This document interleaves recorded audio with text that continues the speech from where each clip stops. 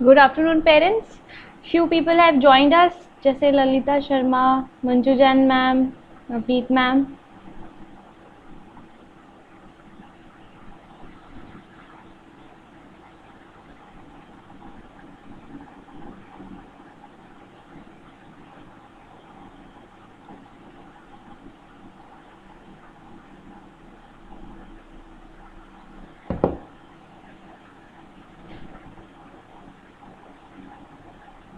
Before we start this session, I would just would wait for some time so that most of the parents arrive and most of the teachers join this. Uh, and till that time who have joined, I have a small request that you can just shoot some questions in the comment section so that I can take up these questions and answer if possible, if there is some time, and I can answer these questions.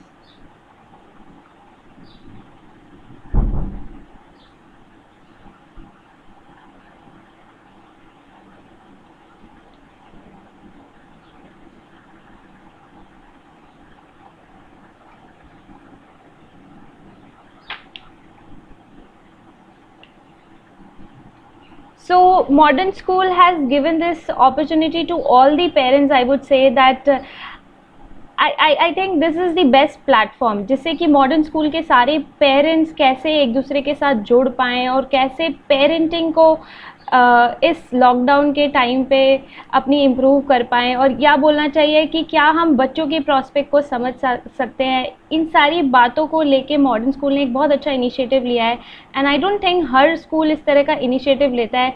So I would just want to congratulate Modern School for this, for taking such great initiatives. And I think all the parents जो यहाँ पे जुड़े हैं उनको कहीं ना कुछ ज़रूर हेल्प मिला होगा इस छोटे छोटे प्राइम पेरेंटिंग टॉक से.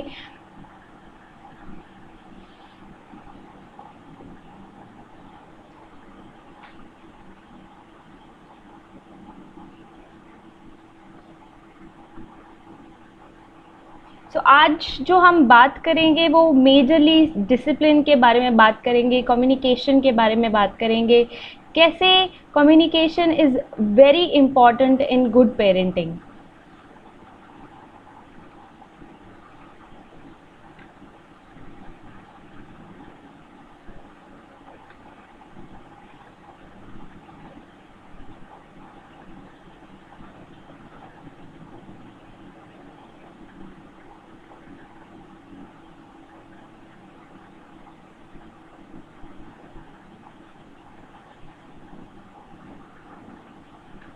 हम अपना सेशन 12:02 पे शुरू करेंगे. Another 2-3 minutes. By that time I still again request all the people who have joined, please कुछ अपने क्वेश्चंस कमेंट सेक्शन में डालिए जिससे कि मैं उन क्वेश्चंस को बाद में अगर टाइम हुआ तो आंसर कर पाऊँ.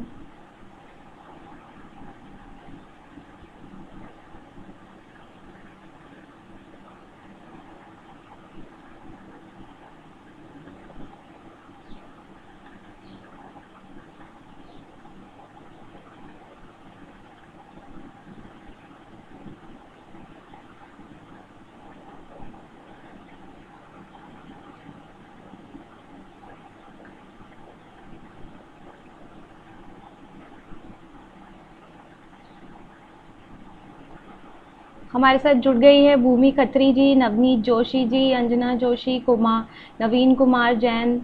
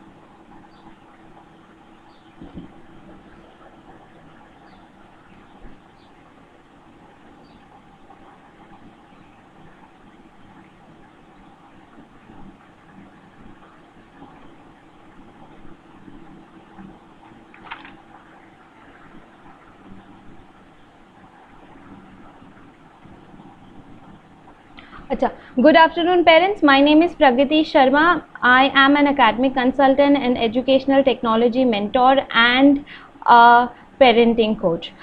मैं आप सबके साथ आज जुड़ी हूँ और हमारा जो मेन मुद्दा होगा जिसके बारे में आज हम बात करेंगे वो होगा effective communication and discipline.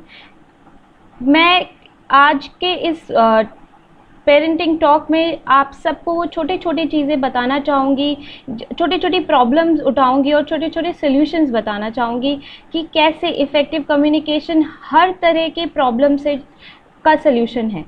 It's like tantrums to traumas. हर एक चीज़ का सॉल्यूशन सिर्फ वर्ड से पाया जा सकता है, इफ़ेक्टिव कम्युनिकेशन से पाया जा सकता है। Before we start with full speaking and I will take you to my screen, I would just request you all कि आप सब, अगर आप सब पेपर और पेन लेके बैठे हैं तो आप सब उस पेपर और पेन में एक छोटी सी एक्टिविटी कीजिए जिसको शायद आपको 30 सेकेंड या 1 मिनट लगेगा करने के लिए। उसमें आपको कुछ नहीं, एक लाइन ड्रॉ करनी है। लाइन के ऊपर आपको वो सारी चीज़ें लिखनी है, अपने बचपन की वो सारी यादें लिखनी है जो आपकी माइलस्टोन्स हैं, और लाइन के नीचे आपको लिखना है जो यादें आपकी थोड़ी सी खट्टी हैं, मतलब उनसे आपको कुछ, वो यादें आपके लिए हमेशा ऐसे लगता है कि ओ ये नहीं होना चाहिए, जो आपको लगता है कि ये सारी चीज़ें शायद ना होती तो बहुत अच्छा होता। कुछ ऐसी यादें जिनको सोच के आपको हमेशा खुशी मिलती है और कुछ ऐसी यादें जिनको सोच के आपको हमेशा लगता है काश ये ना होता तो अच्छा होता, या इस एक पर्टिकुलर मेमोरी ने मुझे बहुत कुछ सिखाया है। सो मैं अपनी स्क्रीन शेयर कर रही हूँ।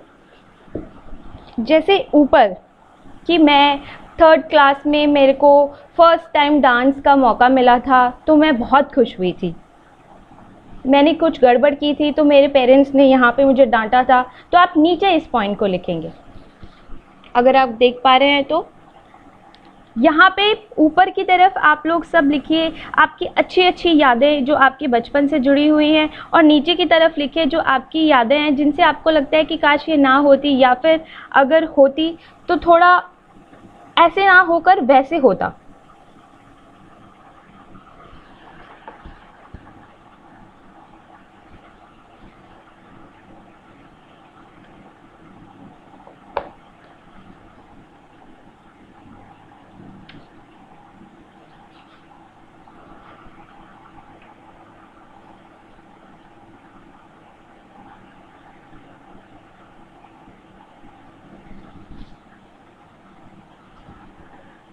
आई नो आप सबको थोड़ा स्ट्रेस लग रहा होगा इन सारी बातों को याद करने का, क्योंकि वो माइलस्टोन्स याद करना इतना आसान नहीं है। वो सारे माइलस्टोन्स हमें टाइम लगता है, लेकिन वो सारे माइलस्टोन्स हमें ऐसे, अगर हम उन बातों में वापस जाए या उस एक्सपीरियंस में वापस जाएं तो हमें ऐसा लगता है कि oh we have relived it, oh we this was the very strong point.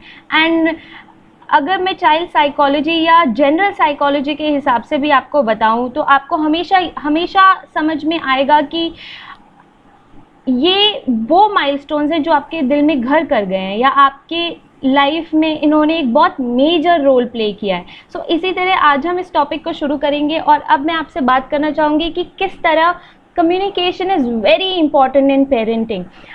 अब let's go back. I assume कि हम जो सब आज बैठे हुए हैं, जो पेरेंट्स, जो टीचर्स और भी लोग जो मेरे साथ जुड़े हैं, वो सब 20 to 19th सेंचुरी वाले लोग हैं। मैं खुद भी 20th सेंचुरी वाली हूँ। तो मुझे अभी भी याद है जब पेरेंट्स के बारे में हम बात करते हैं तो हमेशा जो सोर्स ऑफ हमारा इंफॉर्मेशन था वो इंटरनेट नहीं था इतना ज़्यादा। इंटरनेट का यूसेज वॉज वेरी लिमिटेड। तो हमारे एजुकेटर्स, जो हमारे पेरेंट्स थे, जो हमें बताते थे हम वही करते थे, या फिर जो सबसे ज़्यादा मैक्सिमम इन्फ्लुएंस जो हमारा आता था वो उन्हीं से आता था। उन्होंने हमें, अब जैसे सोसाइटी ने मेरे लिए कुछ रूल्स या फिर सोशल रूल्स क्रिएट कर दिए तो वो रूल्स मैं मानूंगी, क्योंकि वो रूल्स मेरे कहीं पर इंफॉर्मेशन एज इन लाइक उसको काउंटर करने के लिए बहुत कम लोग हैं, काउंटर नहीं था इतना ज़्यादा। लेकिन आज के ज़माने में क्या है कि डेटा इतना ज़्यादा है, इन्फॉर्मेशन इतनी ज़्यादा है, जो आप बोल रहे हो उससे कहीं ज़्यादा बच्चा कहीं और से मिल जाता है। तो काउंटर बहुत ज़्यादा होती है इन्फॉर्मेशन। तो इस काउंटर होने की वजह से आजकल की parenting is not like the parenting which we were doing earlier. The parenting has take a paradigm shift, total shifting. ऐसा नहीं है कि पहले जैसे मम्मी पापा हमें कुछ समझाते थे या टीचर्स कुछ समझाते थे, हम इमीडिएटली उस बात को समझने की कोशिश करते थे, they were the ultimate source of our learning. But now the entire scenario is changed. आप अपने बच्चे को बोल रहे हैं कि जंक फूड खाना खराब है, लेकिन टीवी पे कॉन्टिन्यूसली वो ऐड देख रहा है, pizza, burger, McD, Domino's, and then how will you counter it? आप कैसे अपने बच्चे को कहेंगे कि नहीं ये खराब है, जब टीवी उसको as a source of good की टैगलाइंस कितने फैंसी होते हैं, तो बच्चा क्यों नहीं इन्फ्लुएंस होगा, क्यों नहीं उसके मन में दूसरा सवाल या दूसरा विचार आएगा, और ज़रूर आपसे वो अगेंस्ट होगा। So is now I would want to share my screen with you all, where I'll try to explain things with the usage of a theory which a child psychologist has explained.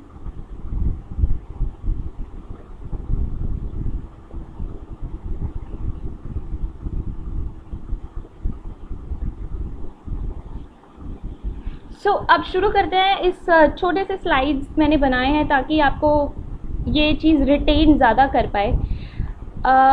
Let's start.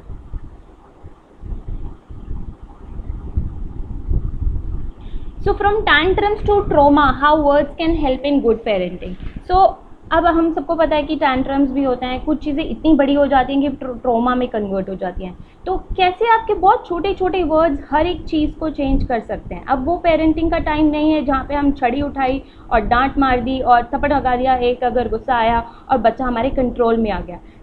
जब हम जानते हैं कि इतना ज़्यादा atmosphere different हो चुका है। So I will take you to this theory where, sorry अगर आपको लगे कि ये ज़रूरत नहीं है या हमें क्या समझने की ज़रूरत है, बट आई फील कि it is very important to understand this theory, where a child psychologist Urie Bronfenbrenner has explained it so beautifully कि how exactly the world of child gets influence from outsiders. So जो मैं बात कर यहाँ पे दिखाऊंगी आपको, ये सर्कल जो है, ये सर्कल इज़ एक्चुअली चाइल्ड, ये बच्चा है। बच्चा इनेट क्वालिटीज़ के साथ पैदा होता है। क्या हम इस चीज़ में विश्वास रखते हैं? There are lot many other things जिसको नर्चर वर्सेस नेचर बोलते हैं, कि बच्चा कुछ क्वालिटीज़ के साथ पैदा हुआ है, फिर हमने उसको नर्चर किया है, तो वो ऐसे ऐसे। अब अगर जो बच्चा बॉर्न विथ सम क्वालिटीज़ है, अगर आप उसको नर्चर नहीं भी करेंगे तो भी वो क्वालिटीज़ शायद उसकी खो जाए कहीं पे। So nurturing is more important and it's proven in child psychology that nurturing is more important than nature. Nature को नेचर से डोमिनेट किया जा सकता है। So let's come back to this again circle. So ये जो सर्कल है, ये है बच्चे के अपनी अंदर कोई क्वालिटीज़ है। It's like an individual. Now जो ये सर्कल है उसकी फैमिली का, जिसे कहते हैं माइक्रो सिस्टम। इसमें आप उसका भाई बहन mummy papa, exactly how the house people और मे बी केयर गिवर, हो सकता है कई लोग वर्किंग हैं तो उनके केयर गिवर्स डिफरेंट है। तो केयर गिवर्स, तो जैसे जैसे यहाँ के लोग चेंज होंगे या जैसे जैसे यहाँ के लोग एक्ट करेंगे, वैसे वैसे ये इसके इंडिविजुअल पे डायरेक्ट इन्फ्लुएंस करेगा। अब यहाँ पे आता है स्कूल, सोसाइटी, अड़ोस पड़ोस, ये सब कैसा है। तो इनकी इंटरेक्शन और इनकी इंटरेक्शन कैसी है, क्योंकि ये सर्कल डायरेक्टली इस सर्कल से कनेक्टेड नहीं है, ये सर्कल इस सर्कल से होकर यहाँ पे जाता है। तो अगर मैं बात करूँ तो इस सर्कल के लोगों का इन्फ्लुएंस तो है इस बच्चे पे, क्योंकि it is again close circle, but इसका इन्फ्लुएंस थ्रू दिस सर्कल के लोगों से है। तो यहाँ पे सोसाइटी क्या है, कैसी है, लोग क्या है, आपके एक्सटेंडेड फैमिली में चाचा ताया बुआ और लोग और जो भी फ्रेंड्स होते हैं, वो सारे लोगों की बात करेंगे तो वो इस सर्कल में जाते हैं। अब इस सर्कल और इस सर्कल के बीच में कैसी बॉन्ड है, वो इस इंडिविजुअल पे इफेक्ट करता है। ये सर्कल डायरेक्टली इन्फ्लुएंस थोड़ा कम करता है एज़ कम्पेयर टू ये जो फैमिली वाला सर्कल है। फिर मैं इसको बोलते हैं मीजो सिस्टम। अब मैं जाऊंगी एक्सो सिस्टम, जैसे मैंने आपको एक्सप्लेन किया कि how meso and micro are interacting with each other is exo system. Now this is macro system. Macro system is, जैसे अब मैं इंडिया में I am born and brought up in India and now I am born and brought up in Delhi.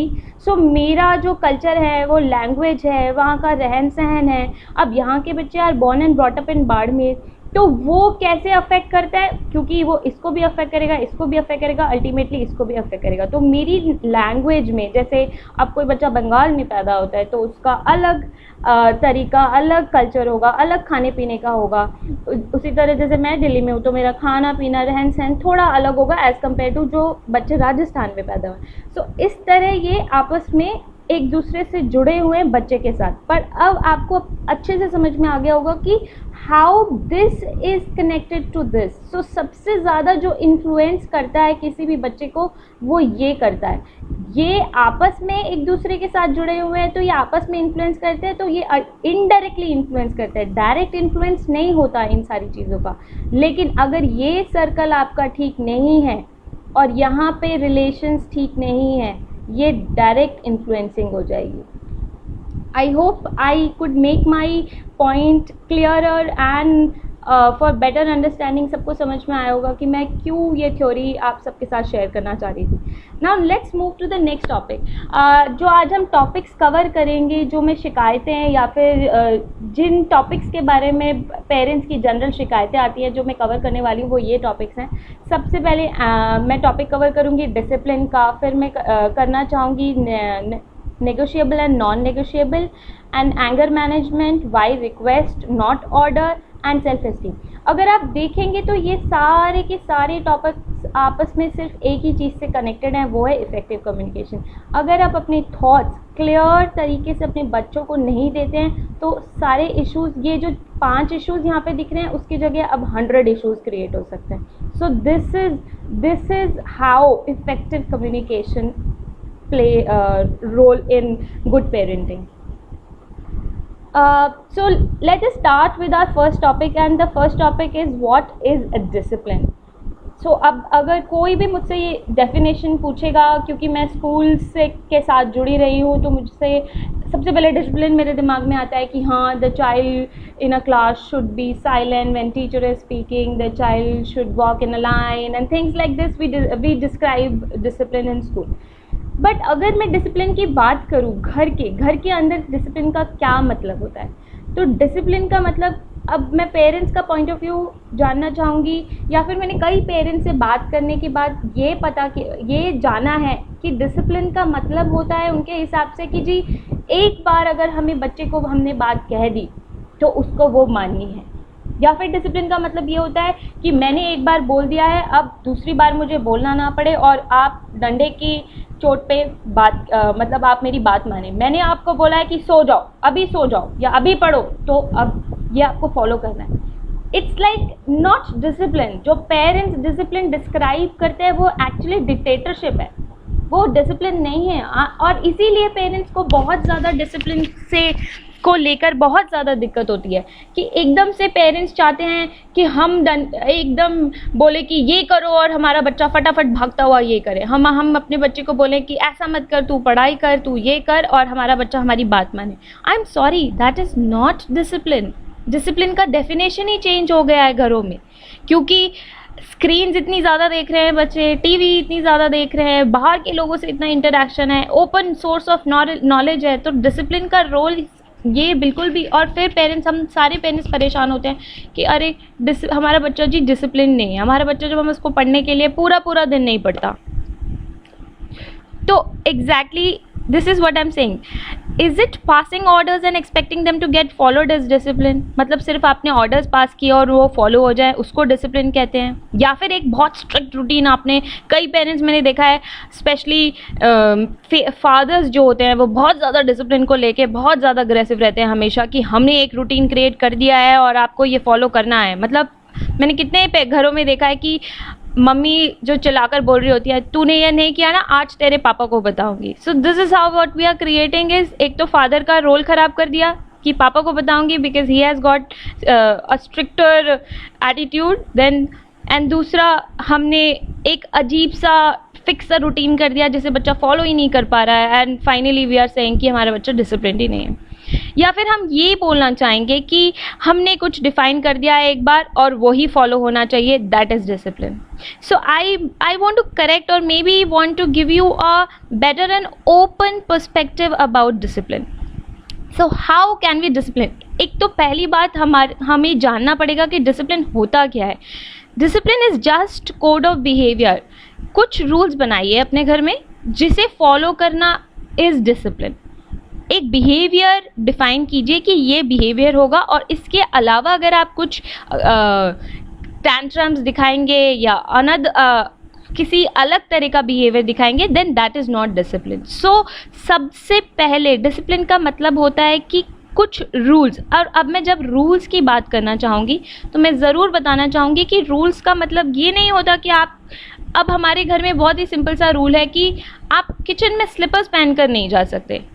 क्यों नहीं जा सकते? Because बहुत ही simple rule है, क्योंकि किचन में अगर आप स्लीपर्स पहन के जाएंगे तो किचन में बहुत सारे जर्म्स जाएंगे, और हम खाना बनाते हैं, खाना खाते हैं, खाने की चीज़ें हैं, finally they will be affected and हमारी हेल्थ अफेक्टेड होगी. बहुत ही सिंपल रूल है. ये माना जा सकता है, बिल्कुल माना जा सकता है. अगर आप अपने बच्चे को बोलोगे नहीं 4 बजे उठ के तुझे योगा करना है, तो बच्चा शायद आपके डर की वजह से 10 दिन फॉलो कर भी ले, लेकिन अल्टीमेटली 4 बजे उठना हर किसी का कप ऑफ टी नहीं है, हर कोई नहीं फॉलो करना चाहेगा. लेकिन आप लॉकडाउन के टाइम पे अगर जैसे बच्चा स्कूल जाने के लिए 6 बजे उठता है या 5 बजे, 5:30, 6 बजे उठता है, लेकिन क्योंकि अभी लॉकडाउन चल रहा है, अगर आप अपने बच्चे को बोलें कि नहीं ठीक है तुम 7 बजे उठ सकते हो, तो that is also again he is following a rule. But what he is following is कि ठीक है वो रूल मान रहा है, रिलैक्सेशन है रूल में, या रूल ऐसा नहीं होना चाहिए कि जो बच्चा कभी मान ही नहीं सकता. सो सबसे पहला रूल होता है अपने घर में किसी भी डिसिप्लिन को फॉलो करवाने का कि आप लोगों को कुछ रूल बनाने पड़ेंगे. मैंने कितने पेरेंट्स को आके ये बोलते हुए सुना है कि हाँ जी हमारा बच्चा बहुत देर तक टीवी देखता रहता है और वो सुनता नहीं है. क्या आपने अपने घर में कोई ग्राउंड रूल बनाया है टीवी देखने का, अपने लिए, अपनी फैमिली के लिए या अपने बच्चे के लिए कोई रूल? और मैं सिर्फ घर की बात नहीं करना चाहती, मैं बात करना चाहती हूँ हर ऑर्गेनाइजेशन की. क्या हम किसी भी ऑर्गेनाइजेशन में अगर आप काम करते हैं या फिर आप एक बिजनेस ओनर भी हैं, तो क्या आप बिना किसी रूल के सब कुछ भी कहीं भी करते रहते हैं? नहीं. हर किसी जगह का, हर एक इंस्टीट्यूशन का, हाउस का, घर का, हर जगह का एक रूल होता है. तो प्लीज़ डिफाइन क्लियर रूल्स, एकदम क्लियर ग्राउंड रूल्स अपने घर में डिफ़ाइन कीजिए, जिससे कि बच्चा उन रूल्स को फॉलो करने के लिए मजबूर रहे.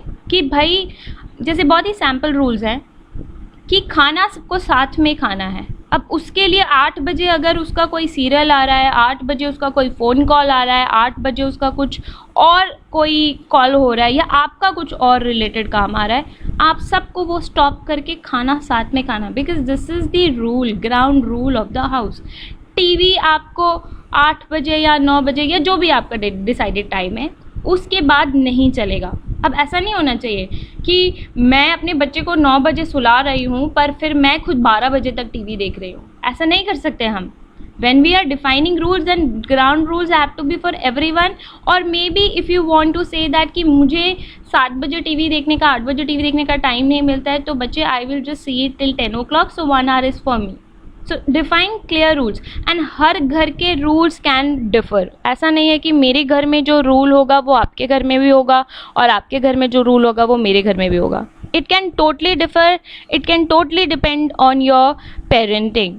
How you want to raise your kids, it's totally depending on that. Now let's move to the second tool for discipline. First tool I have told you that please set ground rules. ऐसे rules मत बनाइए जिससे कि आपका बच्चा कभी वो rules follow ना करे. Lenient rules but authoritative rules. Next जो tool मैं share करना चाहती हूँ, बहुत parents ऐसे strict rules भी, I still remember बहुत strict rules भी होते हैं जिसमें बच्चे को 6 बजे उठना है, फिर उसके बाद 6 से 7 ये करना है, फिर इस बजे से इस बजे तक. अब आपने डिफाइन कर दिए हैं रूल्स, ठीक है, those are good. If your child is following, amazing. But उन रूल्स में लीनियंसी इज रिक्वायर्ड. सेकेंड जो अब मैं बात करना चाहूँगी, कभी कभी टाइम वाले रूल्स इतने फॉलो नहीं हो पाते जितना आप बच्चे को रिस्पॉन्सिबल बनाने के लिए रूल्स डिफाइन करेंगे. तो अब मैं जो नेक्स्ट स्लाइड में टूल शेयर करने वाली हूँ वो एक सिंपल सा टूल है जो हम सबको आई थिंक अपनाना चाहिए। And if you are thinking कि हम सिर्फ नहीं करेंगे या मैं ही सिर्फ बच्चों से ही फॉलो करवाऊंगी, then I would just suggest कि please try it by your own self also.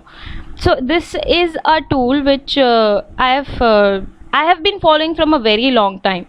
अभी मैं आपको जब ये स्लाइड शो ख़त्म होगा तब मैं आपको अपना भी दिखाऊंगी। सो आप अपने बच्चे को instead of giving a time line, what you can just give them is a task line. Yes, timeline, I'm not denying the fact that timeline is very good and important to follow, but task line also is better way, I would say.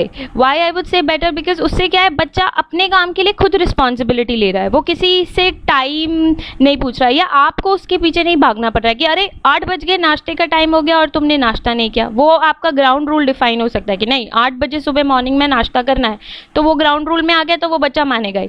लेकिन अगर आप कह रहे हो 6 बज गए, पढ़ाई नहीं की तुमने, 6 बजे तुम्हें पढ़ने बैठना है। छोटे बच्चों को छोटे बच्चों को इन टाइमलाइंस की ज़रूरत होती है, बट आई फील जब बच्चा 10 साल का हो जाता है उसके बाद टाइमलाइन से ज़्यादा इम्पॉर्टेंट टास्क लाइन हो जाती है, ताकि बच्चे को पता हो कि ये डिफाइंड टास्क है मेरे और मुझे ये टास्क करने हैं, अब मुझे मेरा टाइम अपने अकॉर्डिंगली डिवाइड करना है।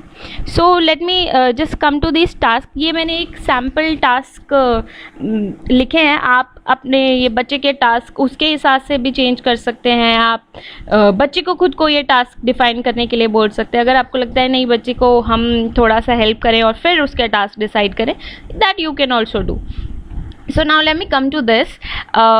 Like exercise and play time is very important. बच्चे के लाइफ में बाहर जाके, चाहे वो 10 साल का बच्चा हो, चाहे 6 साल का, चाहे 12 का, चाहे 16 का, play time is very important. If से बच्चा खेलने बाहर नहीं जा रहा है या उसके पास कंपनी नहीं है बाहर खेलने के लिए, then acquire some kind of, make sure that the child acquires some kind of exercise, because physical is more important than these games and other things. Now next is studies. Yes, studies ka, then apart from studies, make sure that your child reads. Reading gives a lot of other perspective, not just reading a simple books. उसका horizon बढ़ता है, openness बढ़ती है। So reading is very important. ये हो सकता है कि उसको स्टोरी बुक पढ़ने में मज़ा ना आए, उसको कुछ और पढ़ने में मज़ा हो, maybe comic is more important और maybe something else he enjoys, then you can definitely just pick a book of his choice or her choice. Then now I would want to talk about hobbies. It's very very important that you give some kind of hobbies or skill to your child at the right age. अगर आप अपने बच्चे को किसी hobby को या skill को develop करने के लिए इंस्पायर नहीं कर रहे हैं, then I'm sorry, बाद में एक प्रैक्टिस नहीं बनती। It's not like an attitude. The child will always feel कि मुझे बड़े होके ये नहीं आता, ये नहीं, because these are not the times when you have to be just only, I would say कि एक ही काम में आप बहुत ही ज़्यादा निपुण हो, ऐसा वाला टाइम चला गया है। अब आपका जो टाइम आ गया है वो मल्टीटास्कर्स आ गए हैं। एक बंदा जो फिल्म डायरेक्ट भी कर सकता है, वो एडिटर भी है, वो डायरेक्टर भी है, वो एक्टर भी है। People are multitaskers, so you have to make sure that your child picks up a hobby. And plus hobby से क्या है, that gives a positive attitude towards life and towards own self. So please make sure that the child picks up a hobby. And then आप diet और food के को लेकर भी ये एक चार्ट बना सकते हैं, जैसे कि make sure I will just not want to give example here of a child, but I would want to give example of my own self. मैं अधिकतर पानी पीना पहले भूल जाती थी, तो what I started doing is मैं ये एक ऐसे डायरी मेंटेन करती थी जिसमें छोटे छोटे काम अपने मेंटेन करती थी कि apart from a normal routine मुझे ये काम भी करने हैं। So I started writing this 8 glasses of water. जब मैं रात को सोने जा रही होती थी और इन सारी चीज़ों पर टिक या क्रॉस मारने जाती थी, देन आई वुड रियलाइज कि oh no, I have forgotten to drink 8 glasses of water, और today my diet was not good. So that means मैंने आज बहुत जंक खाया, तो मैं उस दिन क्या करूँगी, मैं उस दिन क्रॉस कर दूँगी। या आज मैंने 8 glasses नहीं पिया, तो मैं उस दिन क्रॉस कर दूँगी। और फिर उसके बाद मैं यहाँ पे रीज़न भी लिखूँगी कि क्यों नहीं, तो आई वुड जस्ट राइट कि मैं भूल गई। अब इससे क्या इफ़ेक्ट होगा, मेंटली क्या इफ़ेक्ट हो रहा है बच्चे के अंदर, कि हर रात जब वो रात को सोने जा रहा है, तो वो अपनी खुद की परफॉर्मेंस खुद एनालाइज कर रहा है कि भाई मैंने आज हॉबी नहीं किया, क्यों? क्योंकि आज मैं एक्स्ट्रा दिस के लिए गया था। अब जस्टिफिएबल है या नहीं है वो भी बच्चे को एनालाइज करने दीजिए। इनिशियली आपको बच्चे को ऑब्वियसली हैंड होल्डिंग करनी पड़ेगी कि अब बच्चा कह रहा है कि इसलिए क्योंकि मन नहीं किया। सो ये रीज़न जब वो यहाँ पे लिखेगा कि मेरा मन नहीं किया इसलिए मैं ये क्रॉस हो गया मेरा, या ये पर्टिकुलर चीज़ आज इसलिए क्रॉस हो गई क्योंकि just I did not feel like reading, या फिर आज मैंने टीवी ज़्यादा देख लिया। देन नेक्स्ट डे अगेन जब वो बैठेगा इस दिन अपने टिक्स मारने के लिए, तो वो पढ़ेगा अपने रीज़न, तो उसको लगेगा oh no, I have again missed my reading session because I was watching TV, and the child, him or herself, will feel very guilty. So now the child is feeling guilty, तो वो self improvement की तरफ काम करेगा। So I am sure, and it's not just for the children. I have tried this and I have been practicing this from a very long time. जब भी मेरा routine या discipline या schedule change होता है, I always follow this kind of a task pattern, जिससे कि मैं वापस back to routine आ जाऊँ, वापस अपना दिन थोड़ा productive ही रखूँ। सो आई होप दिस टूल, अगर आपको थोड़ा ऐसा लग रहा होगा कि ये काम थोड़ा एक्स्ट्रा है कि कौन टिक मारता है रोज़ रोज़, so I tell you a very small anecdote which I would want to share with you all. There was a time when I was in college, and my professor was a scientist actually. So he was associated to our college for some task, and he had requested all of us that कि मुझे कुछ काम के अलावा मुझे बस एक कोई क्लास दे दीजिए जो मुझे पढ़ानी होगी। तो college agreed on this, and we were so fortunate that sir got a chance to teach us. So whenever he will teach, and he will always share one thing with us, and which would be very inspiring or something. So एक दिन का जो thought I still remember, क्योंकि वो इतना clicking था जिसको मैं आज तक follow करते आ रही हूँ। उन्होंने एक दिन ये बोला कि क्या आप सब अपने daily task या क्या आप सब अपनी सारी चीज़ें एक डायरी में लिखते हैं? तो ऑब्वियसली वी वर चिल्ड्रन, हमें कभी किसी ने नहीं बोला कि एक डायरी में आप टास्क लिखिए और फिर ऐसे टिक मारिए। तो हम सब ने फिर वो टास्क लिखना शुरू नहीं किया था तब। तो उन्होंने अपनी खुद की डायरी खोली और हमें दिखाया कि ये देखो, ये आज के मेरे टास्क है, और जब मैं रात को सोऊंगा और इन टास्क पे टिक करूँगा तो जो खुशी मुझे मिलेगी, वो उससे जो मुझे नींद आती है उसका एक्सप्लेनेशन मैं नहीं कर सकता। उस समय मतलब जब मैंने ये बात सुनी थी तब मुझे ऐसा लगा था कि हाँ ठीक है, it's a very good thing, but obviously you can not bring everything, जैसे ही आप सुनो उसी तरह आप उसको प्रैक्टिस में ले आओगे, ऐसा नहीं पॉसिबल होता हर बार। तो उस समय बात सुनी। एग्ज़ाम टाइम में व्हाट आई डिड वाज कि एग्ज़ाम टाइम के कुछ टाइम पहले से ना कंट्रोल नहीं हो रहा था, कुछ भी डिसिप्लिन कंट्रोल नहीं हो रहा था, कुछ चीज़ों के लिए ज़्यादा टाइम जा रहा था। So I started doing this, and I am till date I'm thankful to that teacher, to that professor, that he made us do this, or he just suggested and I followed it, and it has helped me till now, because इससे self realisation बहुत ज़्यादा होता है, इससे आप discipline बहुत ज़्यादा होते हैं। So without wasting further time I will move to the next point. Now I would want to talk about negotiable and non-negotiable. So when you're talking about negotiable and non-negotiable, एक बहुत ही छोटी सी बात है। जब आपके बच्चे, हम नेगोशिएबल और नॉन नेगोशिएबल के बारे में हम बात करते हैं तो एक बात बहुत ज़्यादा आती है कि भाई कई बच्चे अपने जब बड़े होके, जैसे मैं अपनी बात बोलूँ तो कई बच्चे अपनी पुरानी बचपन की यादों में जाएंगे तो कहेंगे हमारे पेरेंट्स तो बहुत टफ थे, हमारे पेरेंट्स तो बहुत, और कुछ बोलेंगे हमारे पेरेंट्स तो बहुत रफ थे। रफ एंड टफ, आप टफ हैं या रफ हैं, that totally depends on your parenting. कई पेरेंट्स होंगे जो बहुत गुस्सा करेंगे, चिल्लाएंगे, ये करेंगे, rules and that and this, तो उनको वो ऐसा नहीं है कि रिस्पेक्ट कम हो जाती है बच्चे के मन में, बट बचपन की कुछ यादें उनके मन में टफ एंड रफ के रूप में ही हमेशा याद रहेंगी। तो अब I want to define, you have to define your parenting as negotiable and non negotiable. Negotiable क्या है? आपको खुद को डिसाइड करना पड़ेगा। अगर आप बहुत ही ज़्यादा रफ हैं तो हर एक चीज़ के लिए आपकी जो नॉन नेगोशिएबल की लिस्ट होगी वो बहुत लंबी होगी और नेगोशिएबल की लिस्ट में शायद 2 या 3 पॉइंट्स होंगे। लेकिन अगर आप बहुत ही स्मूथ पेरेंट है, आजकल वो वर्ड आजकल बहुत चला हुआ, oh my parent were very cool. I always say to my husband कि ओके यार तुम्हारे पेरेंट्स तो बहुत ही कूल थे। Y?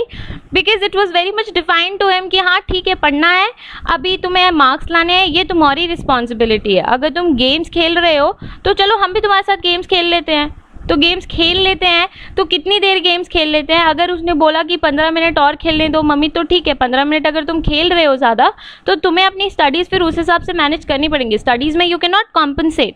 So what is this is it's a negotiable point कि can I spend 15 more minutes in playing. तो ये आपके नेगोशिएबल है। आपको कुछ चीज़ें ऐसी रखनी पड़ेगी कि क्या आज हम पिज़्ज़ा खा सकते हैं? I know today is no junk day, but क्या हम आज पिज़्ज़ा खा सकते हैं? हाँ, हम पिज़्ज़ा खा सकते हैं, बिकॉज ये छोटी छोटी चीज़ें हमें एडजस्ट करनी पड़ेंगी। लेकिन क्या मैं लेट हो सकता हूँ स्कूल के लिए, या फिर मैं सुबह टाइम पर ना उठकर स्कूल मिस कर सकता हूँ? Is it a negotiable point? No, it's not it's a non negotiable point. क्या मैं अपना होमवर्क मिस कर सकता हूँ? नहीं कर सकते। क्यों नहीं कर सकते? क्योंकि it's a non negotiable point.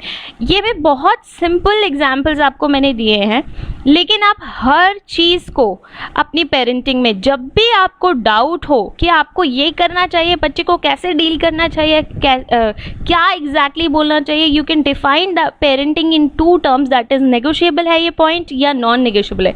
इस पॉइंट पे मुझे कितना सीरियस एक्शन लेना है वो आपकी ये 2 पॉइंट्स डिसाइड करेंगे। You have to categorize and I have to tell that negotiable and non negotiable हर बंदे का, हर पेरेंट का अलग अलग हो सकता है। So it is up to you, but define your parenting in 2 different categories. One is negotiable, second is non-negotiable. Now let's move to the other point of today's parenting, that is why request and not order. So I feel last time when I was attending this parenting session of modern school that someone has written that my child is very stubborn and I don't know what to do. And few parents also were just saying that बच्चा पढ़ता नहीं है जी, बच्चा सुनता नहीं है जी, ये all these points like that. So I have a very simple example I am going to set for you. आप अपने घर में हैं, आपको कुछ चीज़ चाहिए, या से लाइट ऑन करना है, या आपका फ़ोन का चार्जर आपको लगाना है, आपका your child is roaming around, and then उसके बाद आप अपने बच्चे को बोलते हैं सुन चार्जर ले आ, दैट इज़ फाइन। फिर उसके बाद आप, एक तरीका ये भी है कि please can you get me charger, और एक तरीका ये भी है कि प्लीज़ ये आप चार्जर लगा दो। तो आपको डिफ़ाइन करना है कि आप अपने बच्चे को कैसे बोल रहे हैं, रिक्वेस्ट कर रहे हैं या आपको ऑर्डर देने की आदत है। अगर आपको ऑर्डर पास करने की आदत है तो आई एम सॉरी, सेम आदत आपका बच्चा भी सीख लेगा, और बाहर उसको ये डिफ्रेंशिएट करना बहुत मुश्किल हो जाएगा कि कहाँ मैं रिक्वेस्ट मोड में बात कर रहा हूँ और कहाँ मैं ऑर्डर मोड में कर रहा हूँ। सो स्टबन है, अब मेरा बच्चा स्टबन है, तो आज जैसे मैंने बोला कि दिस इज़ द एरा जहाँ पे स्टबन बच्चों की भीड़ है, क्योंकि जैसे ही आप अपने बच्चे को कोई रिक्वेस्ट करते हैं और वो बोल रहा है कि नहीं मैं तो ये नहीं, मुझे तो ये चाहिए ही चाहिए, फाइन, रिक्वेस्ट कर लीजिए। आपका बच्चा नहीं सुन रहा है, रिक्वेस्ट पे नहीं सुन रहा है, आप रिक्वेस्ट कैसे कर रहे हैं, आर्टिफिशियल रिक्वेस्ट कर रहे हैं, तो आई एम सॉरी सुनेगा नहीं वो, क्योंकि 3 साल तो बहुत बड़ी उम्र मैंने बोल दी। अकॉर्डिंग टू चाइल्ड साइकोलॉजी, जैसे ही बच्चा 3 महीने का होता है, general emotion like laughing, crying, shouting, all these things बच्चा समझने लगता है, and bye the time the child is 3 year old वो जनरल इमोशंस लोगों के समझ पाता है। उसको रिस्पॉन्ड कैसे करना है वो समझ नहीं पाता है, बट जनरल इमोशंस सारे क्लियर होते हैं बच्चों को। और 3 साल भी आई वुड से कि आजकल के, again there has to be a revision, आजकल के जो बच्चे हैं वो 3 साल भी ज़्यादा है, वो 1-1.5 साल में ही, 2 साल में सब कुछ समझते हैं। When they can use phone, they know all these things very well. Now I have कि how requesting can help your child. Your child is very very stubborn. So first of all, the child is stubborn because you have not dealt it correctly at the right time. अब एकदम से कैसे change हो जाएगा सब कुछ? एकदम से चेंज नहीं होगा. It will take some time to change that type and pattern with your child. It will need a more of your change than your child's change.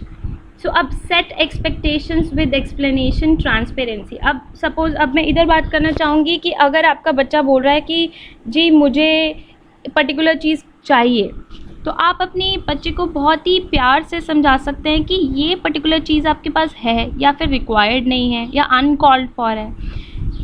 And there are numerous situations जहाँ पे सिर्फ हम बच्चों को बातों से बहला सकते हैं. ये मैं छोटे बच्चों की बात कर रही हूँ, लेकिन बड़े बच्चों के साथ सिर्फ ऐसी छोटी छोटी बातों से नहीं काम चलेगा. उनको हमें क्लियर एक्सपेक्टेशंस देनी पड़ेंगी कि देखो ये हमारी एक्सपेक्टेशंस है या एक्सप्लेनेशन है.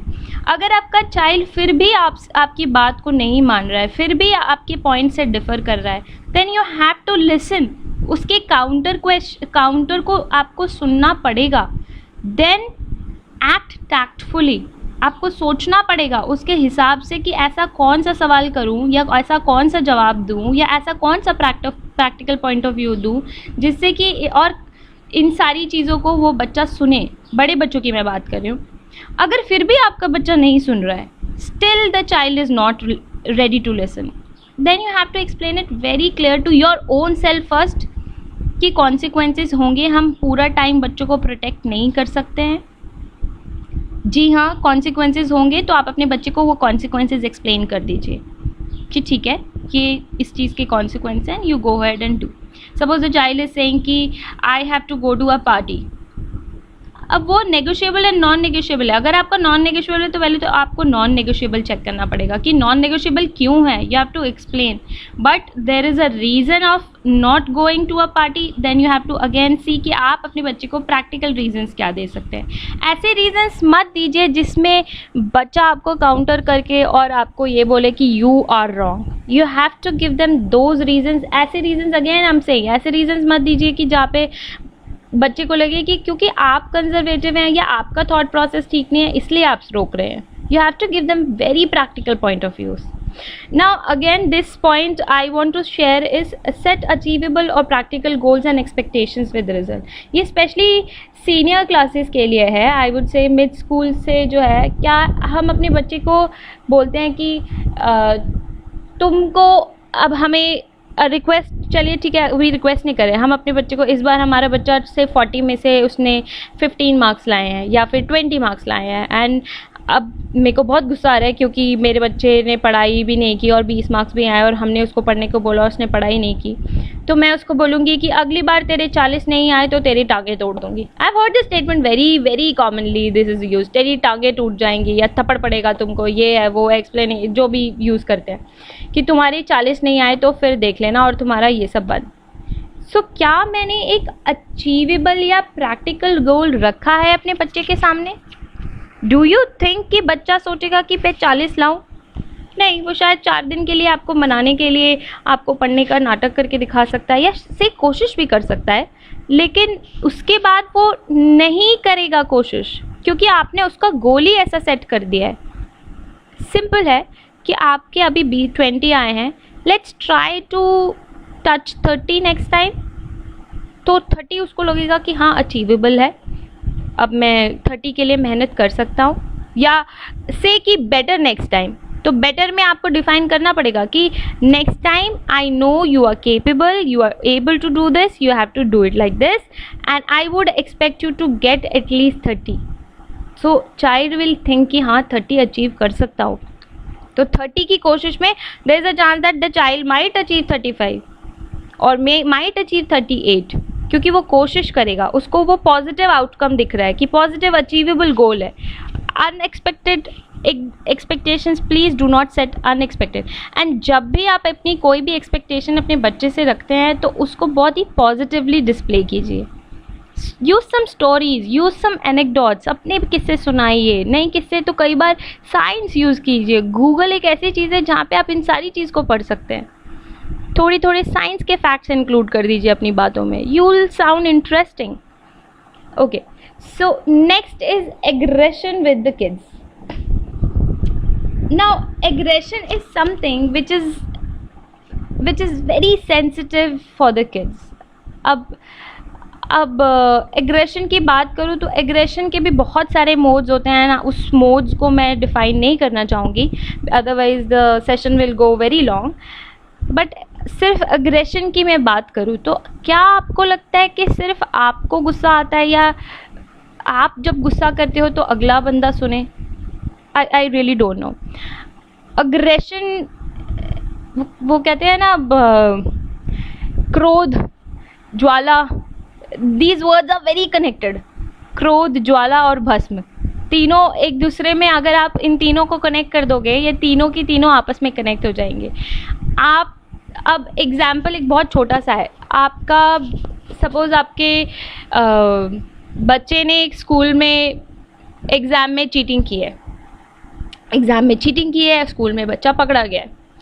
अब बच्चा जब पकड़ा गया है तो आपको ऑब्वियसली एज ए पेरेंट बहुत गुस्सा आएगा। मतलब स्कूल में अब now you are called, parents को बुलाकर वहाँ पे टीचर बता रही है कि ऐसे ऐसे चीटिंग किया है, ऐसे ऐसे सब कुछ हुआ है और ये है वो है, और आपका मन कर रहा है कि अभी के अभी मैं अपने बच्चे को एक ज़ोर से थप्पड़ मार दूँ, क्योंकि आपको अभी कितनी सारी चीज़ें आपके अंदर इन्वॉल्व हैं कि आपको अभी लग रहा है कि हमारी इज़्ज़त बच्चे ने ख़राब कर दी, आपको लग रहा है कि हमारा बच्चा, और आपको दुख भी हो रहा है एज ए पेरेंट, आपको बहुत दुख हो रहा है कि अरे हमने बच्चे को कुछ बोला और बच्चे ने हमारी बात नहीं मानी, और उसके बाद अब ये चीटिंग कर रहा है, पता नहीं इसका भविष्य कैसा होगा। ऑल दीज थिंग्स, बहुत सारे इमोशंस होते हैं। May be I am able to just portray या 2-3 इमोशंस ओनली, बट मैं जब उस सिचुएशन की बात करना चाहूँगी तो मैं बोलूँगी कि उससे भी कहीं ज़्यादा इमोशंस इस चीज़ से जुड़े होते हैं।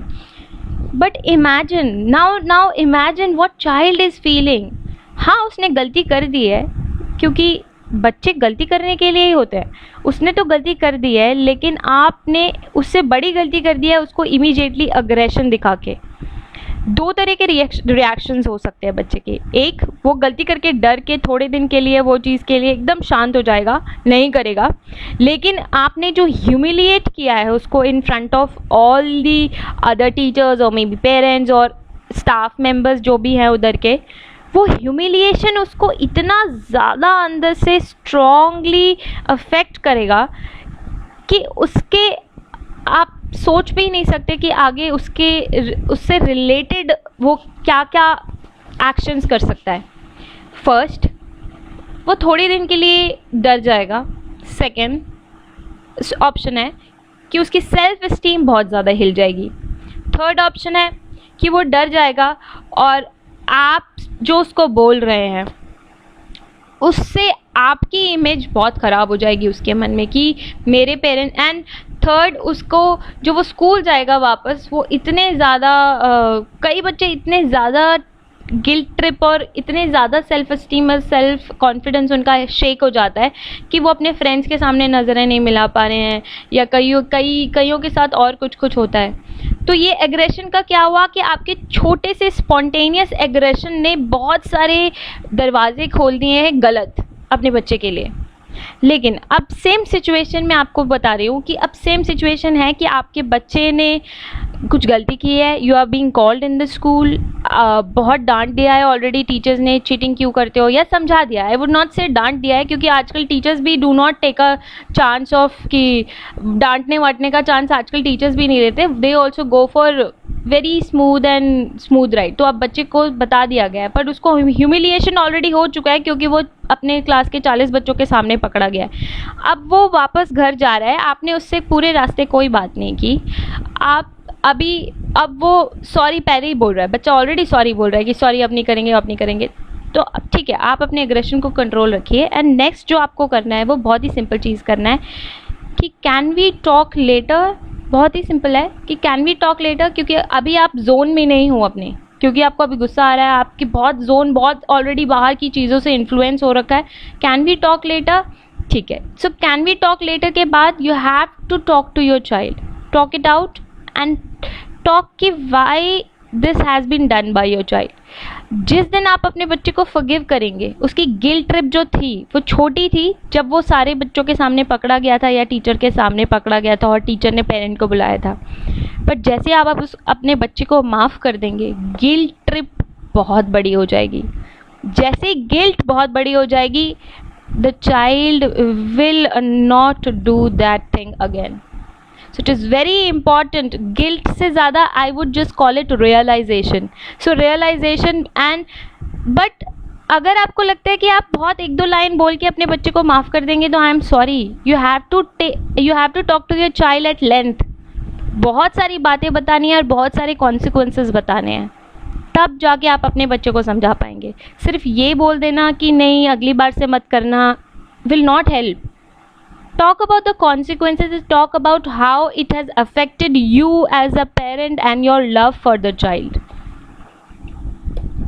So this might sound funny to people or might sound a little off track to some people कि एंगर को कैसे मैनेज करना है. ये ना सिर्फ बच्चे के साथ एंगर को मैनेज करना है बट इन जनरल भी एग्रेशन मैनेजमेंट का एक पार्ट है. तो there are 2 tricks to manage anger. First trick is always when you are very, आपके लाइफ में ऐसे सिचुएशंस आएंगी जब आपको बहुत गुस्सा आ रहा होगा और आप अगर प्रॉम्प्टली आंसर करेंगे उस गुस्से को तो आपको समझ में आएगा कि उससे कभी भी प्रॉपर आपका जो अग्रेशन होता है उसको प्रॉपरली आप कभी भी कन्वे नहीं कर पाते हो. अग्रेशन आपका हमेशा एक आधी बात सुन के आधे टाइम पे अग्रेशन आके हमेशा गलत मैसेज आपके बारे में पहुंचा देता है. So whenever you are very angry with something और say someone, even with your child or husband or outside or XYZ, even in your work culture you're aggressive for angry for some moment or maybe someone has said something to you. आप उस चीज़ को उस moment पे मत react कीजिए. उसी समय उसको थोड़ी देर के लिए छोड़ दीजिए. थोड़ी देर के लिए छोड़ने के बाद अगर आपको 1 घंटे बाद भी उसी चीज़ पे उतना ही गुस्सा आ रहा है then what you do is just write it down somewhere, may be in your phone, mail, somewhere, just write that. And एक रात सोने के बाद उस चीज़ को दोबारा उठाइए. अगर आपको लगता है कि आप फिर भी उतने ही गुस्से में हो उस चीज़ को लेके then I think that needs to be talked. फिर आप उस बात को दोबारा उठाइए और फिर दोबारा बात कीजिए उस बारे पे और फिर अपनी सारी बातें रखिए उसको. जैसे मैंने अभी बताया था कि अग्रेशन के टाइम पे अपने बच्चे को हर पॉइंट आपको बताना पड़ेगा. So this is one way of dealing aggression.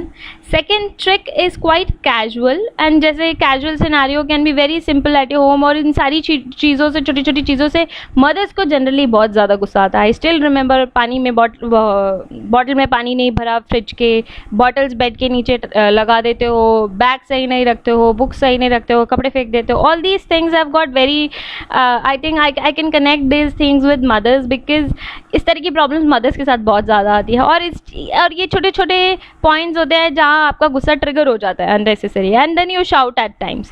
तो उस चीज़ को लेके एक बहुत ही फ़नी सा वे है, I would not say funny but I would say memorable way है to deal with such kind of small aggression points. जब भी आपको बहुत गुस्सा आता है just take out a poster and write it and जाके अपने फ्रिज पे या अपने बच्चे के टेबल पे या कहीं पे भी लिख कर रख दीजिए. And this works again with everyone. अपने कहीं पे भी पॉइंट्स लिख कर, अगर हस्बैंड पे भी गुस्सा आता है और जिस चीज़ पे ग्रॉसरी ऑर्डर करनी थी and you did not order, एक पोस्टर चिपका दिया. So I will like to show you and I will also show it end of this slideshow that how you can use these post-its.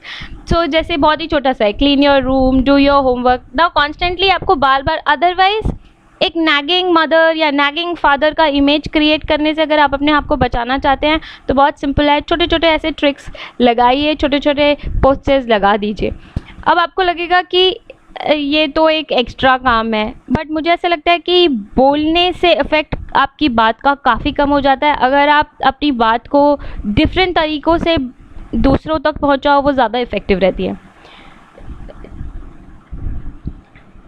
Apart from that I would just want to say कि आप इस चीज़ से, जो ये मैं posted की बात कर रही हूँ, उस चीज़ से जो हम कर सकते हैं वो बहुत इम्पॉर्टेंट, एक और बहुत इम्पॉर्टेंट चीज़ होगी इस चीज़ से.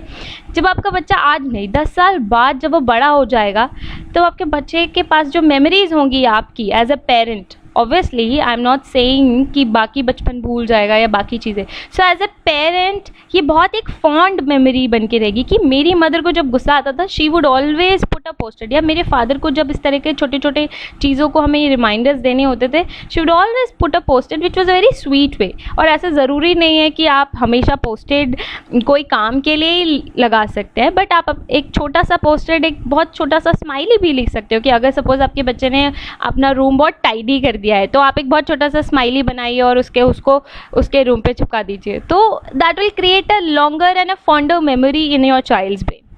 Now let's move to a very big topic, that is self esteem and self worth.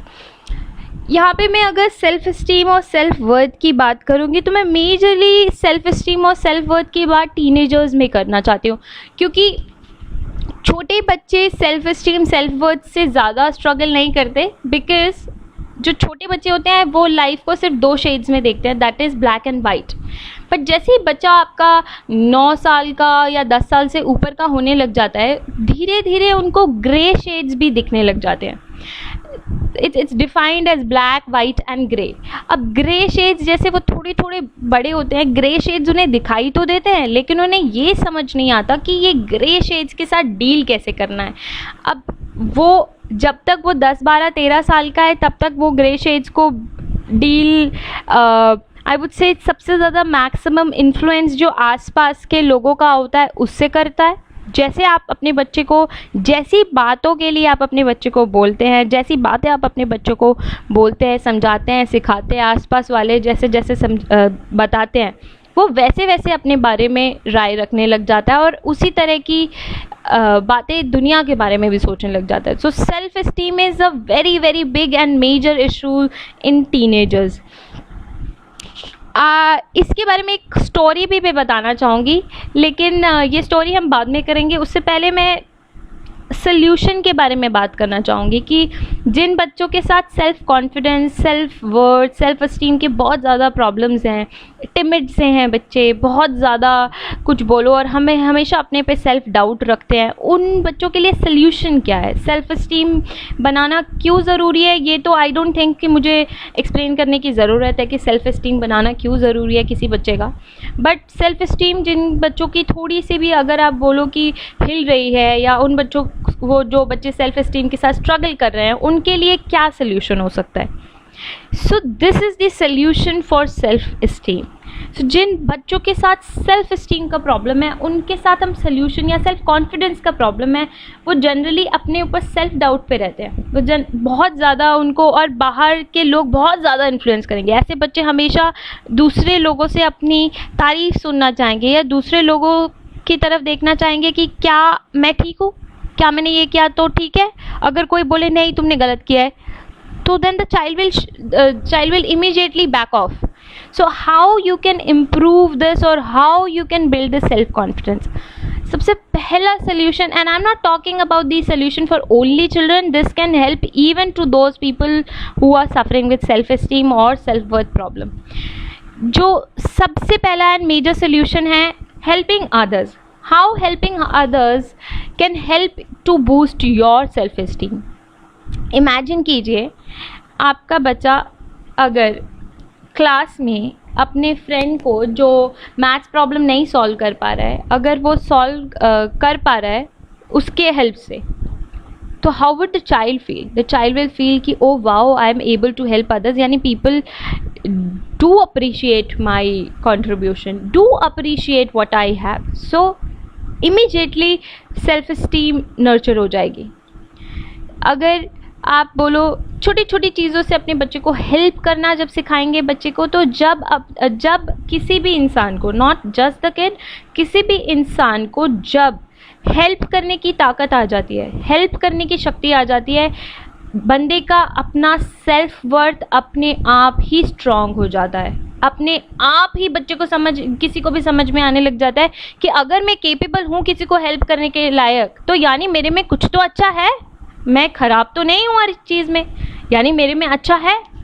So the next point to improve self worth और self confidence is realization of one's social strength. अब हर बच्चा I will not से कि socially बहुत ही adaptable होगा, कि बहुत ही ज़्यादा सोशली ईजी गोइंग होगा. कुछ बच्चे इंट्रोवर्ट भी होते हैं, कुछ बच्चे एक्सट्रोवर्ट भी होते हैं. तो एज अ पेरेंट क्या आपको आपके बच्चे की स्ट्रेंथ पता है? तो ये बात सबसे पहला क्वेश्चन एज अ पेरेंट आपको अपने आप से पूछनी पड़ेगी. क्या आपके बच्चे को आपके बच्चे की आपको सेल्फ स्ट्रेंथ पता, उसकी स्ट्रेंथ पता है? क्या आप अगर जानते हैं स्ट्रेंथ, तो वो स्ट्रेंथ आपके बच्चे को रियलाइज़ कैसे करवाना है? तो प्लीज़ मेक श्योर. जैसे कुछ बच्चे बहुत ही स्वीट एंड टिमिड से होते हैं, बहुत ही स्वीट होते हैं. They will never fight, they will never bolt in house, they will never say anything. So just say कि ये तुम्हारा यूएसपी है, ये तुम्हारा स्ट्रेंथ है कि तुम सबसे ज़्यादा स्वीट हो. अगर कोई बच्चा बहुत ही ज़्यादा आई वुड से कि काउंटर क्वेश्चन करने वाला है, बहुत ही ज़्यादा आंसर करता है पेरेंट्स को, then yes you have to control, make it positive. ऐसा नहीं है कि आंसर बैक करने का मतलब ये नहीं है कि वो बदतमीज़ हो जाए या और किसी तरह की हरकत करने लगे. नहीं, but you have to polish it and nurture it in such a way that you just say कि तुम में करेक्ट वे. एनालिटिकल स्किल्स बहुत अच्छे हैं, पर हमें से मोहन नाम है आपके बच्चे का, तो Mohan we have to improve them. So आपके बच्चे का रियलाइजेशन ऑफ सोशल स्ट्रेंथ या पर्सनल स्ट्रेंथ बहुत ज़्यादा इम्पॉर्टेंट है.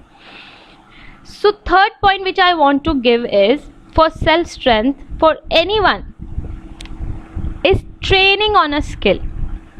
तो generally I was just talking about teenagers. Majorly उनको बहुत प्रॉब्लम होती है, क्योंकि टीनेजर्स में क्या होता है कि जैसे ही बच्चा 13, 14, 15 साल का होता है तो उसको बड़ा ही ज़्यादा दुनिया बहुत ज़्यादा इन्फ्लुएंस करती है, उसके आसपास के लोग बहुत ज़्यादा.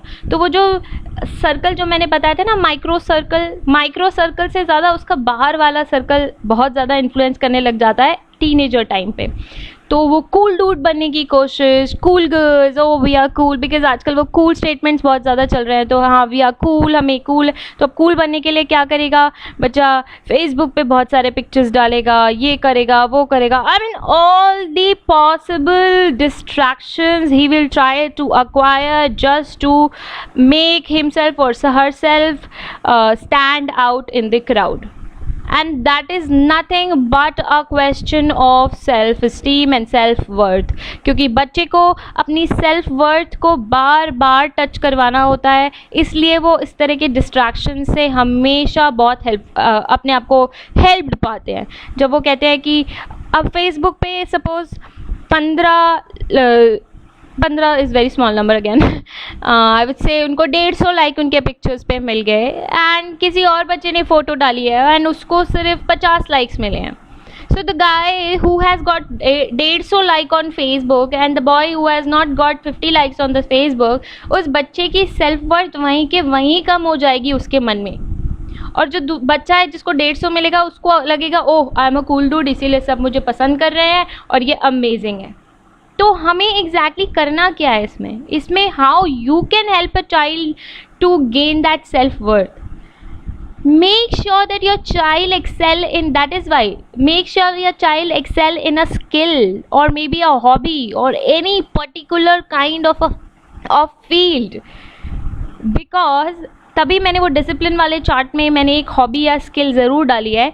क्योंकि अगर आपका बच्चा, suppose my child is very good in arts but very bad in sports, so what I will say to my child, or maybe how I can help how I can help the child is, it's okay if the child has got 150 likes on the photo and you have got 50 likes on the photo, but you are very good in arts and the other child is not good in arts, is good in something else. The child will immediately regain self-worth कि हाँ मेरे पास एक skill है जिस पे मैं Excel करता हूँ और उससे उस स्किल पे I am good. So I would just say कि make sure by the time your child enters in a teenage that the child should know some kind of skill or might have the confidence to be to excel in that skill. So this is how you can build the self-confidence, self-worth and self-esteem. Now I will come to this point of positive fig.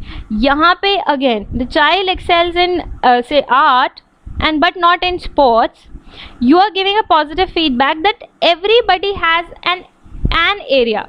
No, but everybody cannot be, masters of everything. You can be a jack of all, but masters of one thing is important. आपको एक चीज़ में master होना बहुत ज़रूरी है. Multitasking आना चाहिए, तो छोटा छोटा कुछ और आना चाहिए इज़ फाइन, बट आपको एक चीज़ में ही होना चाहिए. So you are good in this, you should be proud of yourself, and we are very proud of yourself. So this is a positive feedback which you continuously giving to your child on this, all these things, 3 things you are giving a positive feedback, and this is the cycle which keeps running. ये ज़्यादा होगा, ये ज़्यादा होगा, ये ज़्यादा होगा, ये ज़्यादा होगा, ये ऑब्वियसली हाई होगा एक बच्चे का. I hope I could make my point very clear about self-esteem and self-worth. Now I would want to just show you a small video about, this is a video by Sandeep Maheshwari, about self-esteem, how self-esteem works. क्योंकि जो एक गांव में रहते थे, उनमें से एक 6 साल का था और एक 10 साल. बिल्कुल शोले के जय और वीरू जैसे. दोनों हमेशा साथ साथ रहते, साथ साथ खेलते, साथ साथ खाते पीते, साथ साथ नहाते धोते. नहीं धोते नहीं, ये थोड़ा ज्यादा हो गया. तो एक दिन वो दोनों गांव से थोड़ा दूर निकल गए और खेलते खेलते उनमें से जो बड़ा बच्चा था 10 साल वाला, वो कुएं में गिर गया और जोर जोर से चीखने चिल्लाने लग गया क्योंकि उसको तैरना नहीं आता था. अब जो दूसरा बच्चा था छोटा सा 6 साल का, उसने अपने आसपास में देखा और उसको कोई नजर नहीं आया, उसको कोई नहीं दिखा जिसको कि वो बुला सके हेल्प के लिए. और फिर उसकी नजर पड़ी एक बाल्टी पे जिसपे एक रस्सी बंधी हुई थी. उसने एक सेकंड भी वेस्ट नहीं किया, उस बाल्टी को उठा करके कुएं में फेंक दी और अपने दोस्त को बोला कि पकड़ ले इसको. उसके दोस्त ने पकड़ा और वो अपनी पूरी ताकत लगा करके पागलों की तरह उसको खींचने लगा. खींचता रहा, अपनी पूरी जान लगा दी उसने. छोटे से बच्चे ने, 6 साल के और 10 साल के बच्चे ने उस बाल्टी को पकड़ा हुआ था. खींचता रहा और तब तक नहीं रुका जब तक उसने अपने दोस्त को बचा लिया, जब तक वो बाहर नहीं आया. अब यहां तक तो ठीक था, यहां तक तो ये कहानी समझ आती है. लेकिन हुआ क्या कि जैसे ही ये 2 बच्चे जब दोनों एक हो गए, जब बाहर आए और आकर के गले मिल रहे, रो रहे और खुश हो रहे, एक तरफ से उनको डर भी लग रहा था. डर था कि अब गांव जाएंगे तो बहुत पिटाई होगी जब उनको बताएंगे कि ऐसे हम कुएं में गिर गए और ये सब चीजें हुई. लेकिन मजे की बात, ऐसा कुछ भी नहीं हुआ. वो जब गांव गए और जा करके उन्होंने अपने घर वालों को बताया, बाकी गांव वालों को बताया, तो किसी ने विश्वास नहीं किया, पूरे गांव वालों ने. और वो अपनी जगह बिल्कुल ठीक थे क्योंकि उस बच्चे में इतनी ताकत भी नहीं थी कि वो बाल्टी पानी से भरी हुई वो उठा सके. तो इतने बड़े बच्चे को इतनी ऊपर खींचना तो बहुत दूर की बात है. लेकिन एक आदमी था उस गांव में, उसने विश्वास कर लिया. उनको सब रहीम चाचा कहते थे, उस गांव के सबसे समझदार बुजुर्गों में से एक. और सबको लगा कि यार ये कभी झूठ नहीं बोलते, अगर ये कह रहे हैं तो जरूर कोई ना कोई बात होगी, कोई ना कोई वजह होगी जिस वजह से ऐसा कह रहे हैं. और फिर सारे गांव वाले इकट्ठे होकर के उनके पास में गए और जाकर के बोले कि देखो जी, हमें तो कुछ समझ आ नहीं रहा, आप ही बता दो कि ऐसा कैसे हो सकता है. तो उनको हंसी आ गई. वो बोले कि यार इसमें मैं क्या बताऊं, वो बच्चा बता तो रहा है उसने कैसे किया. बाल्टी को उठा करके कुएं में फेंका, उसके दोस्त ने बाल्टी को पकड़ा, उसने रस्सी को खींचा और अपने दोस्त को बचा लिया.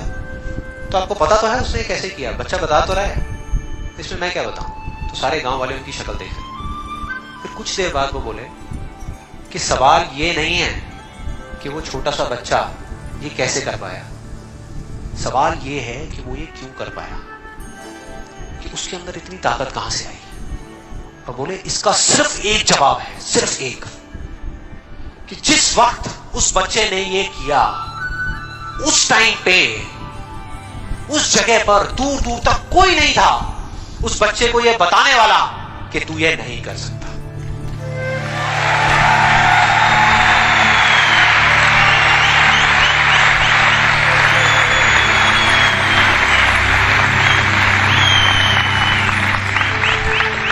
कोई नहीं था, कोई नहीं, यहां तक कि वो खुद भी नहीं, वो खुद भी नहीं.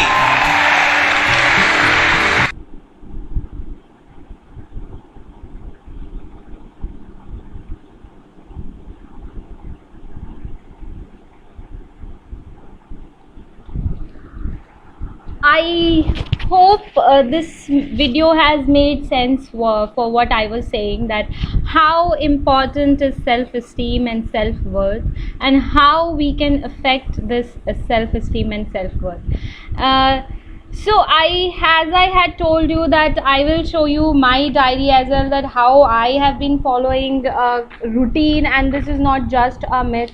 So I am going to show you my routine as well. So this is quite personal, but still I would want to share that this diary is something I have made for the month of May, because there is a change in my routine. And then I will show you for the last month where I have done this again, and there are some rights and there are some crosses, because few places I could not do it and few places I could do.